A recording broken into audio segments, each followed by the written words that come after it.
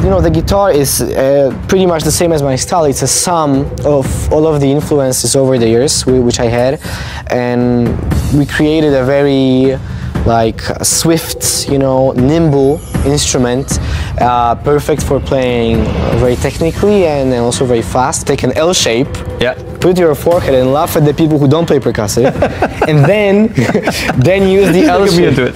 Then use the L shape to do this, you know. Oh yeah, I got you there. You thought you knew Marcin, yeah? But did you know that Marcin makes guitars? Nobody knew! So guys, join me in this interview. I'm gonna show you Marcin, the guitarist, and I'm gonna show you his guitar and how he personally makes his guitars. Join me in another interview with Marcin. Hey everyone, Kris here for Thomas Guitars and Basses, and today I'm really excited because on my left side we have the awesome Marcin. How do you, man? Thanks for having me. Huge pleasure, huge pleasure. It's so cool to see you in person. I've seen a couple of your videos over the years, and in case you're not familiar with Marcin, where have you been? Maybe you're just looking at electric guitar shredders. Where have you been? Crazy percussive fingerstyle playing, is that something in a ballpark? We can get into it. I don't like the word fingerstyle. Okay, we will definitely get into it. For sure, yeah. So cool. You started really, really early. I know that. And I was born October 6th, the year 2000, in the hospital. Near my home. Prosta Street in Kielce. And you were like, what, 5 or what? You started guitar? No. Actually, I didn't start that early at all. So eventually when I was 10. 10? I was 10, yeah. My dad, he put me in a guitar class, and that's how it started, yeah. Wow, and you started with flamenco, is that right? No, it's pure classical. Classical? Classical, oh, okay. Yeah, that was the first. That's already something I wanted to clarify, because I've heard stuff, like I definitely hear flamenco style. Absolutely. Even though I'm not an expert in that field, but it definitely sounds flamenco-ish, but also you do all the Beethoven, Bach, and all those covers, and your versions of those, and it's like, okay, what is it then now? Because those are very different, right? Yeah, so that's, to me, classical is the absolute basis, and like you said, pretty quickly, when I was, I think, 12 or 13, I met this Spanish guitarist, flamenco guitarist called Carlos Piñana, and I met him in some workshops in Poland. And you know, he was super kind. He really enjoyed what I was doing, which was quite surprising because, you know, being 12, you can be great on guitar, but you're not gonna be super great. You know, you're 12, right? Especially if you've been playing for not so long. But he really appreciated something in me, which I still don't really know what that was, and wanted to teach me through Skype. Wow. So, because he was in Murcia, near Valencia, in Spain, and I was obviously in Poland. And that was a great honor because he's, first of all, he's a college professor. You know, so he doesn't teach kids, you know, flamenco. And second of all, he's a touring musician, right? So it's hard to schedule. Yeah, and you know, he just doesn't do these things. It's not like he's a teacher who takes on pupils. So that was really kind of him, Carlos Piñana. I owe a lot to him, for sure. And then only then that I slowly drift towards which is exactly the thing, the next step. Obviously, you are playing a steel string, and this is your pretty brand new signature guitar. Well, I want to talk about the guitar for sure, but before we get into it, why did you swap for steel string? I never swapped. Swapping is, you know, changing something for something else. It's only an addition. I still play. Oh, of course. And you know, if you follow me around, you don't follow me, I don't know. Maybe I missed those videos. No, I'm kidding. I do play flamenco, classical, or even play electric regularly, you know, nowadays. But the reason why acoustic became the main source of inspiration for me and the main source of just, you know, expressing myself on guitar is because there wasn't a foundation even built yet, you know, for this sort of style. Of course, you can mention a lot of people, especially Michael Hedges, from the 90s, who did play in this way, but frankly speaking, I never was inspired by those guys, and you know, the extent of the influence there for me is only the internet videos that I saw of that, and of course it was great, and you know, I wanted to do these things, but the previous influences, flamenco and classical that I had, were becoming a little bit too rigid for me, you know. Not so much flamenco, but especially the classical world is built on this idea of perfection from history. So if you've got virtuosos like Francisco Tarrega or Segovia, these people, they made of course they're amazing and I adore them, you know, but they're treated like gods, and these interpretations are treated like the way you play. So I never wanted to do that, never, you know, even when I was like 10 or something. So this is why when I, you know, my dad, he gave me, well, obviously not this one, but he gave me an acoustic for Christmas. Like a really cheap guitar, but good quality, but just, you know, not high-end at all. And I just started like messing about, you know. Wait. I know you say it's cheap, but I mean, you gave me an acoustic. My dad never gave me an acoustic. I had to like buy it myself. So kudos to your dad. That's why, because like nobody was telling me what to do. Okay. Nobody was even suggesting anything. I didn't know anybody, basically, who was playing, you know, in this style. So this is why it drew me, you know. Yeah, you came up with your own way of, you know. Well, it's very kind of you to say. I mean that's how you describe it. Yeah, and that's definitely not what to be happened. arrogant or anything, you know. That's not what I'm about. It's just that there's no rigid history to base yourself on when you're learning this stuff. Oh, that's so cool. I could talk like 5 hours about just that. Same, bro.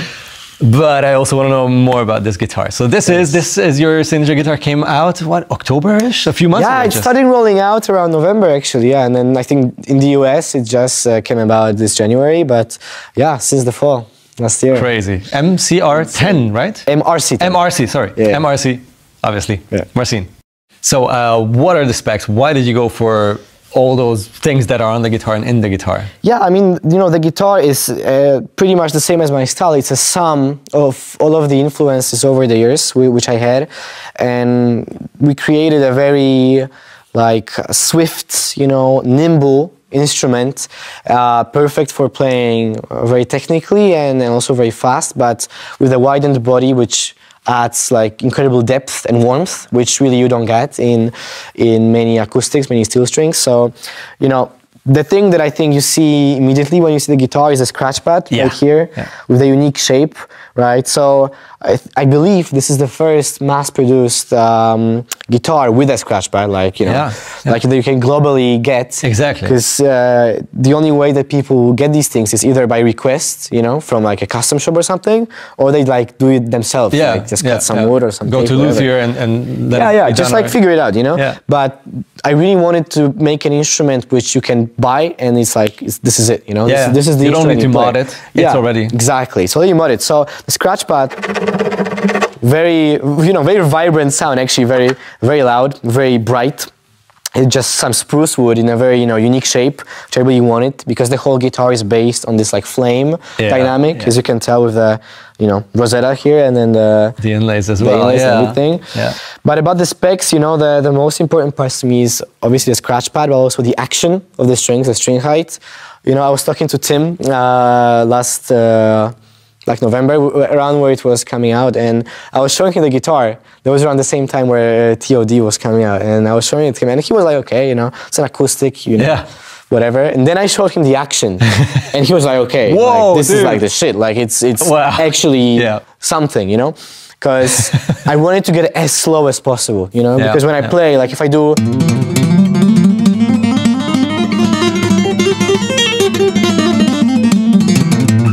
you know, it's like you can just tap anything you want with your, you know, your left hand, right hand, whatever, and you know, you can do it on higher, you know, actions as well. But the key is that there's not as much buzz noise. There's not as much of these, like, you know, these like the secondary.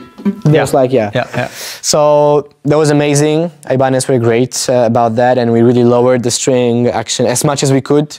It's a bit difficult when you're transporting guitars from, especially acoustic guitars, from like Japan to Brazil, you know. Still, I'm really happy with what came out of this. And another thing. The scratch pad, by the way, first it came from my dad, because he's the one who made the first scratch pad for me. For your guitars? For the previous one. And so cool. we implemented this on the guitar. But another thing that comes from like within the family is custom bracing, which basically is this plate underneath this area right here, which is the kick area, you know? For the kick sound, because, you know, when you play on any guitar really, and you play a lot, like you just keep on doing percussive stuff, eventually the wood is gonna, you know, respond to that, you know? Yeah. So the thing that happened the most to me before is that, you know, the different like plates of wood in here, like they would just split, right? Just in this exact region, just like one sharp line, you know, split. So the solution that my dad thought up was that he would glue this, you know, random wooden plates. Bracing, Well, bracing sounds very posh. It's not even a bracing. He it's just like literally took a plate of wood, you know, just put some glue on that, just stuck it down there, you know. And it, you know, it worked for such a long time. So when I was talking with Ibanez about this guitar, I was like, this has to be in there. You know? Even though it's stable. It's a pretty unique request, you know, to have. Like, it's not even changing the bracing for some, I don't know, sound purpose or something. This is a very practical and unique aspect added here, which, basically just makes the guitar immortal from these things. And also, it does sound like a cajon. Yeah. Like the bass drum sound of a cajon? Absolutely. So the percussive sound of the guitar was just as important as the string sound, you know? Which maybe sounds a bit weird to some people, but if you play as much the percussion as I do and as many people nowadays do, it's super important. So the first prototype I got from Ibanez, first of all, had no polish, right? Okay. And I'm Polish, so it had to be polished, you know? Of course. So it had no polish on there, and the body was a little bit of a different shape. So the most important issue which I had with the prototype was that when I did this, it wasn't sharp. It wasn't like a side stick on the snare. It was more like some sort of the attack. The attack just wasn't there, you know. It was too much like timbre in there, like too much of a note coming out of this. And if you play in C minor, you don't want to be getting some note from here, like F sharp, whatever. You want a very like snappy, quick sound, right? So we added the polish, and also we changed the shape a little bit of the not the like body from the front, but the depth of the whole body here, to basically create this like this snapping, like crispy is what I was using when I was talking with the guys. Crispy sound, you know, from the snare here, from the snare here, you know, and like even from these little things, like it has to pop, you know? It's not some like random wooden table that you snap on, you know, it's an instrument.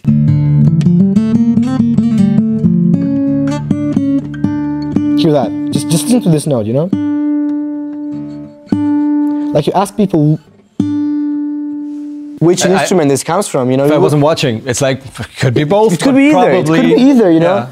Probably nylon. I'm not saying that it sounds exactly like a nylon, because, you know, the strings are in nylon. But the thing is that it has that mid-range and warmth. Yeah, and on the nylon, you're not gonna do like this, you know, unless you're mad. You're not gonna go that far because you're gonna just break everything. So this is like an extremely versatile guitar, which I really don't think that in acoustic guitars it's common for a guitar to be versatile. You know? Like with electric, you could play jazz on like a shredding guitar, vice versa. But if you're making like a jumbo guitar with like a super warm sound, that's that, right? You're not gonna overcome the physics of the wood, right? Exactly. But in this case, we just found the balance, you know. We're not trying to fight anything. We're just, you know, picking the right places to modify a little bit. Shape it, And that's where, you know, this happens. Really cool. And that pickup is a clever one too, right? It is. This is probably what you use mainly when you're on stage, I guess. That's again something that needs to be modified on many acoustic guitars if you want to do the rhythm. Well, first of all, it has to be bought, like number one. So this is like a really good pickup, high quality, and you know, with the MRC10, it's already built in. Right? So this is the one that you actually play. This is a stock one, like never touched. Factory setting. You want to see how that comes. Like which is easy to forget about that, you know, like you see a guitar, there's a pickup, whatever, it's there. But this pickup is like these are expensive. Specifically selected, you know, pickup. Again, not only for percussive playing, even though it's amazing for that, but just the most organic sounding pickup out there, in my opinion. It's a microphone plus magnetic, right? Exactly.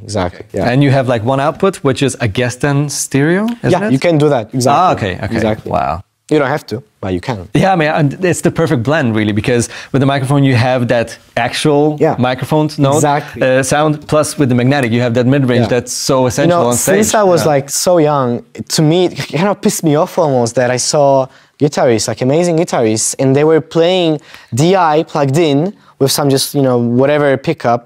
Usually they would also like even cover the sound hole and just the guitar doesn't. Why the hell would you have a wooden instrument, acoustic instrument with like, you know, hundreds and hundreds of years of history, and then plug a cable in and just call it a day? So obviously if I'm playing on tour with One Republic in the Milan Forum, I'm not gonna stand in front of like some microphones, you know, because I want to feedback and you want to move. I mean, I want to move around. I want to, you know, work with the audience. So this pickup is perfect for this because you have this microphone here, which really doesn't look like anything amazing, but it's specifically made by Fishman in a way where it picks up everything, you know. Even if I do this, you know, that's picked up by this microphone. I swear to God, So it's really fantastic, and then of course you want to have the strings, the warmth, the sort of normal sound, right? So it's there to help you, and if you do it in stereo, mix it up however you want, it's like you're good to go. It's a big sound. Yeah. Nice. Yeah, that's actually something that I realized when I watch your videos. Wherever you use the pickup, like a live performance, it did not sound like most, let me put this out in a straight way, harsh piezo amplified guitar sounds that you usually hear. And I was like, I can, okay. That sounds great. I'm not opposed to sing it like it is. Like, I do not like pickups. Like if I could live my life without pickups, I would. Right? I'm sorry, Fishman, they're good guys, but it's the truth. But it's not possible. You need amplification, right? So this is, the best way by far that you can do it. So it's already built in here. So. I'm glad that you went for something that you actually stand by and you like, this is what I use. This needs to be in my guitar for everyone. It's not like just to say also, because I was in Japan last year working with Ichika, and out of nowhere, Marty Friedman of Past of Megadeth, right? He just popped out of nowhere. And we were going to dinner with him for shabu shabu. And on our way from the studio to dinner, he's asking me, okay, congrats on the signature and everything, but how is your guitar different from the factory one? Okay. It's not even like a question of if, it's like he's asking me how. What is the difference actually? Well, it's not. Yeah, that's the key. This is the first production model, right? Exactly. What you got. Yeah. The only difference that might be the case again is the string height, but that's like climate reasons, Yeah. And fixing string height is like the easiest thing ever. So there's not. I don't do anything to my guitar that's different than the one that you can buy. I mean, I played both, and they are the same guitars except for the strings. The string height. Yeah, exactly. By the way, strings. That's again something that is probably crucial to able to have that stamina, for all the fast stuff and everything. Is it like super thin or 10s, 11s, 12s? No, actually, it's not thin at all. Like for me, like I can overcome difficulty just to get the right sound, and this is a little bit of the case. Well, they're not so difficult, but these are elixirs. Okay. The 13s, phosphor bronze. I do sometimes go lower, like 12s. But I don't know, like maybe for like a studio session where 13s, yeah. No way. Yeah, it's a bass. Like if I tune down, if I play like it's a B string, or even like a C, then I need thick power, Thick power, that's the thick power. Yeah. Like, even if I play like something like higher, for example, this is that God, but I play whatever, like I play, the string, it needs to like be there, Like there's no, I do play with a band now with some orchestras, but if I play solo, this is it. This is the sound. So I use 13s. Wow. I know it's a bit difficult for some people, but I thought it's gonna be 11s. It felt like 11s, but it's probably the awesome setup. Yeah, in any case, feels so smooth. It's elixir, So like they're just too good to not use. Yeah. It's so cool. Now, I'm terrible at this whole percussive thing. I never gave it a go, and I was too impatient to even, get there. But what would be like something that if someone wants to just give it a go and try it, what would be the first step? What you would say, like, what kind of motion? I'll show you exactly, but I just want to be very clear that percussion is nearly always just the addition, It's like the accompaniment, right, to what you're doing. It might seem a bit different sometimes for me, but it's always in a very controlled setting, right? So if this part of your wrist, is the left side, I guess, just your bottom of your wrist, you're gonna try to hit it, you know, with the movement of your elbow, right? Oh, gosh. Not of your Yeah. hand. Your hand, it's like always like very circular motions is what happens. So you're gonna like, you know, do this, right? And then always come back, you know? Yeah. You just come back. And if you had to hit the strings at the same time, then it's gonna be like the index finger, right? Well, you can do whatever you want. Actually, I use mostly whichever. the A, you know? Oh. Like this. Because then, but this, we're getting a bit deeper here. Yeah. You know? Because if you use the A finger, then you go down and then you can go up with the index, or you can go, you know, do whatever you want because you can more motion. With the index, your hand tenses up, you know? Yeah. So, but this is again, like, you know, you can use your thumb, whatever. Again, this is like whatever. You don't have to go out to play percussive, you know?